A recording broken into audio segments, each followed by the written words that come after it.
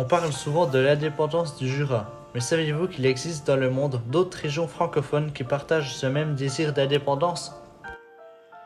Cette question linguistique était fortement discutée dans d'autres parties du monde, notamment par exemple au Québec, dans le cadre du Canada, les Wallons aussi dans le cadre belge. Donc il y a eu plusieurs mouvements dans plusieurs pays qui ont revendiqué cette appartenance linguistique, et puis cette appartenance linguistique liée au français. Nous allons vous parler du CEQF. Pouvez-vous nous expliquer d'où vient ce nom?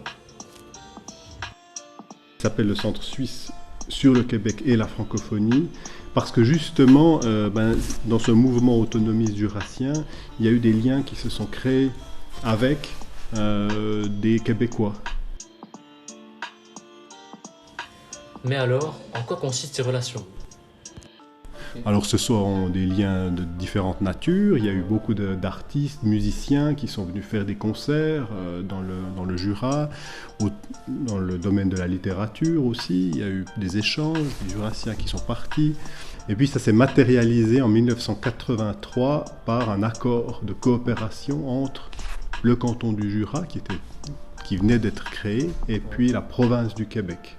Et puis à partir de ça, il y a plusieurs échanges qui ont eu lieu, et puis à un moment donné, on a décidé de matérialiser cela avec la création d'un centre de recherche. Donc ce centre a une réelle importance pour les relations entre ces régions francophones?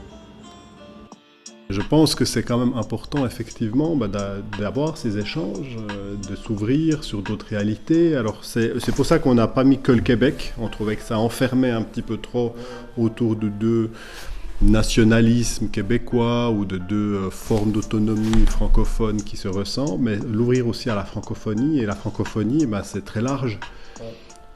C'est l'Afrique francophone, il y a de la francophonie dans les Caraïbes, il y a de la francophonie en Amérique du Nord avec le Québec, en Europe évidemment, et même en Asie. Que permet cet élargissement? De voir quels sont les contacts qu'il y a, mais aussi peut-être les difficultés qu'on a. Pourquoi, par exemple, en littérature française, on lit si peu d'auteurs africains?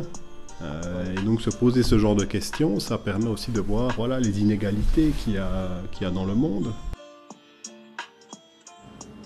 Voilà, merci à Monsieur Gilabert de nous avoir accordé de son temps et merci à vous de nous avoir écoutés.